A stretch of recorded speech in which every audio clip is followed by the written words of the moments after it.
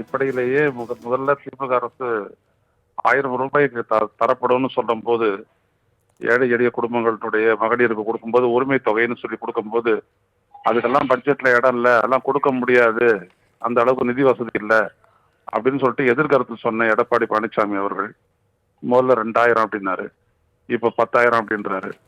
இன்னும் கொஞ்ச நாள் போச்சுன்னா 20,000 சொல்லி உயர்த்தி சொன்னாலும் ஆச்சரியப்படுறது இல்லை. அடிப்படையில் நம்பகத்தன்மை அப்படின்றது ஒரு தலைவருக்கு அவசியம். போன தேர்தலே இவர் 6 சிலிண்டர் தரேன் அப்படின்னு சொன்னாரு. ஆனா மக்கள் இவரை ஏற்கல. இப்ப 3 சிலிண்டர்னு சொல்றாரு. அது இல்லாத இலவச மின்சார நெசவாளர்களுக்கு 450 யூனிட் வரைக்கும் தரேன் அப்படின்றாரு. இந்த அளவுக்கு தரேன்னு சொல்றவரு மின் கட்டணத்தை உயர்த்தணும் அப்படின்னு சொல்லிட்டு இந்திய ஒன்றிய அரசு அழுத்தம் கொடுக்கும் போது அதை எதிர்த்து இவர் ஏதாவது கருத்து சொன்னாரா? அதான் முக்கியம். இந்த தமிழ்நாட்டுக்கு வர வேண்டிய நிதிகளை பற்றி ஏதாவது கவலைப்பட்டாரா? 10,000 ரூபாய் இவர் எப்படி தருவாரு? முதல்ல இவர் சொல்லக்கூடியது எல்லாம் ஆட்சிக்கு எப்படியாச்சும் வந்துடணும். வந்துட்ட உடனே வேற எதையாவது காரணமா சொல்லிக்கலாம். காரணமா சொல்லிட்டு நிறுத்திடலாம், சொல்லாமலே இருக்கலாம். இது மாதிரிதான் பாஜக அரசு வந்துட்டு பாத்தீங்கன்னா பேட்டி அங்க வந்து மராட்டி இதில் கொடுத்தாங்க, பெண்களுக்கு 1500 ரூபான்னு. அப்புறம் பார்த்தீங்கன்னா நிதி இல்லைன்னு சொல்லிட்டு நிறுத்திட்டாங்க. அதான் இவங்களோட இது. அதே மாதிரி 10,000 ரூபா கொடுத்துட்டு தேர்தல் முடிச்சிட்ட உடனே ஆம்பளைங்களுக்கெல்லாம் கூட போட்டுட்டோம், அவங்களாம் திருப்பி விடுங்க அப்படின்னு சொல்லி கேட்டாங்க அங்க இருக்க நிதிஷ்குமார் கவர்மெண்ட். அப்படியாப்பட்ட கூட்டணி தான் இவர் இருக்காரு. அதனால இவர் எடப்பாடி பழனிசாமி மீது தமிழ்நாட்டு மக்களிடையே நம்பகத்தன்மை இல்லை.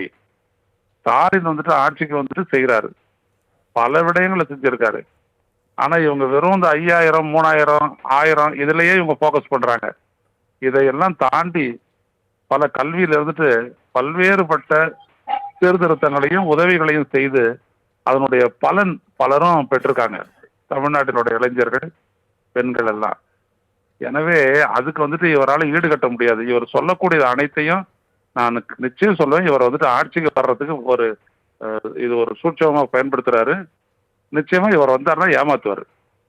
ஏன்னா இவருடைய நல்லெண்ணமே ஒரு கிடையாது அவருக்கு. 2017 இருந்து 2021 வரைக்கும் அந்த ஆட்சியில எடப்பாடி பழனிசாமி எப்படி ஆட்சி பண்ணாருன்றத மக்களுக்கு வந்துட்டு மறந்துருக்காது. எனவே இவரை நம்புறதுக்கு மக்களுக்கு எந்த அடிப்படையும் இல்லை. சார், இந்த வாக்குறுதி குறித்து பேசிட்டு இறுதியா வந்து நீதிமன்றத்தை மதிக்காத கட்சி திமுக அப்படின்னு சொல்லியிருக்காரு சார். அதை பத்தி உங்களுடைய கருத்து சார்? எந்த இடத்துல இருந்துட்டு அவங்க நீதிமன்றத்தை மாற்றலாம்? என்ன கதையா இருக்கு? இவங்க மேல வழக்கு போடும்போது வழக்கை விசாரிக்க கூடாதுன்னு இவங்களும் தான் போறாங்க நீதிமன்றத்துக்கு. இப்ப நீதிமன்றம் என்ன சொல்லியிருக்கு? வழக்கு விசாரணை பண்ணணும், வழக்கு தொடரணும்னு சொல்லியிருக்கு நேரு மீது. அதை நாங்க சட்டப்படி சந்திப்போம்னு சொல்லிட்டு அவங்க பண்ணித்தானே இருக்காங்க. அப்ப எப்படி அதை மதிக்காது இருக்க முடியும்? அதுவும் ஒரு அரசு எப்படி மதிக்காது இருக்க முடியும்?